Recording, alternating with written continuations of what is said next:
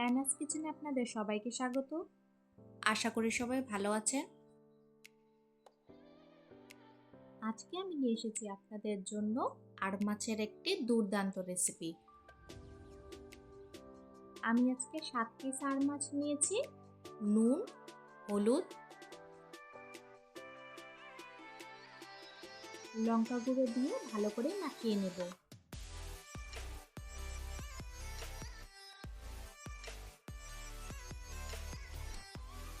ভালো করে মাখানো হয়ে গেছে। এখন 1 টেবিল স্পুন তেল দিয়ে দিব।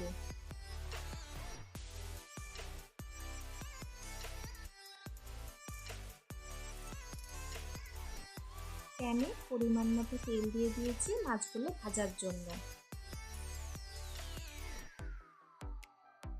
যতক্ষণে মাছগুলো ভাজা হচ্ছে সেই টাইমে আমরা একটি পেস্ট তৈরি করে নেব। দুটো মিডিয়াম সাইজের পেঁয়াজ ও একটি টমেটো দিয়ে পেস্ট বানিয়ে নেব। মাছগুলো ভাজা হয়ে এসেছে।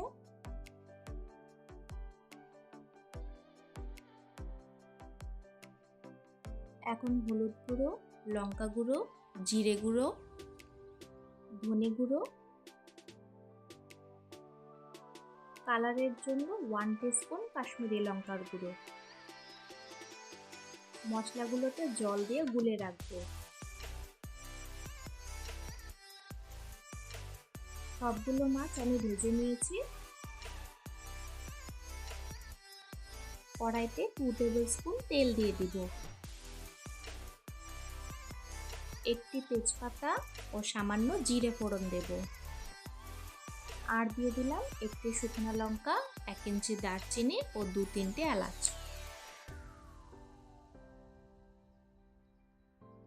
এক মিনিট পর আলুগুলো ছেড়ে দেব।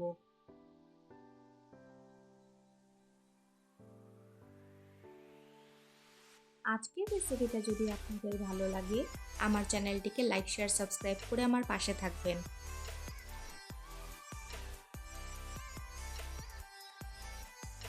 এরপর 1/4 টিস্পুন আদা বাটা ও 1/4 টিস্পুন রসুন বাটা দিয়ে দিব।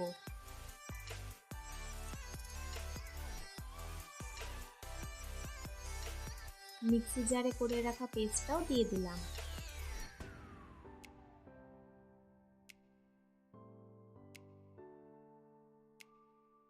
সবকিছু ভালো করে কষিয়ে নেব।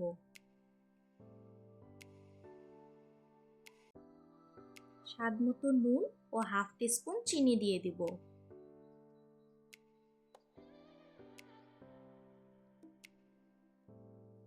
5-7 মিনিট মতন আমি কষিয়ে নিয়েছি।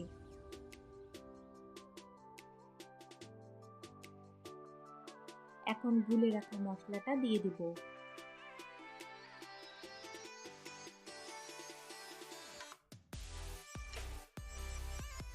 মশলা দিয়েও ভালো করে কষিয়ে নেব।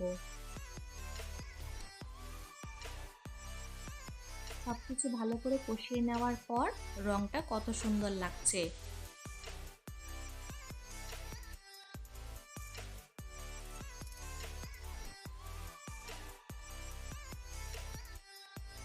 এখন 2 কাপ জল দিয়ে দিব।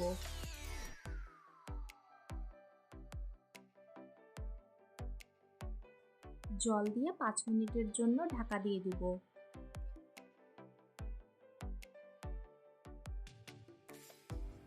5 মিনিট পর ঝোল ফুটে এসেছে।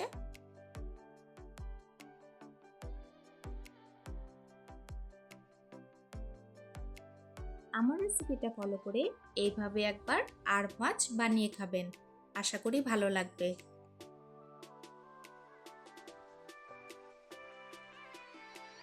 1/4 টিস্পুন গরম মশলা গুঁড়ো দিয়ে দিলাম।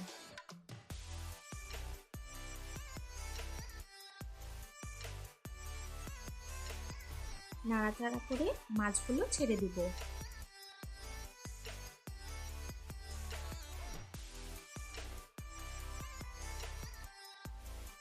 এই আর মাছের কালিয়া খেতে কিন্তু দুর্দান্ত হয়।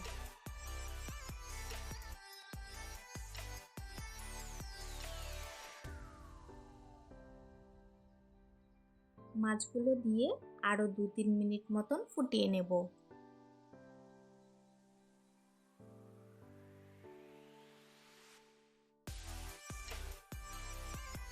ব্যাস, তৈরি হয়ে গেল আমাদের আজকের রেসিপি, খুবই টেস্টি আর মাছের কালিয়া। আমার রেসিপিটা ফলো করে এইভাবে অনুষ্ঠান বাড়ির মতো আর মাছের কালিয়া আপনারা খুবই সহজে বাড়িতেই বানিয়ে নিতে পারবেন।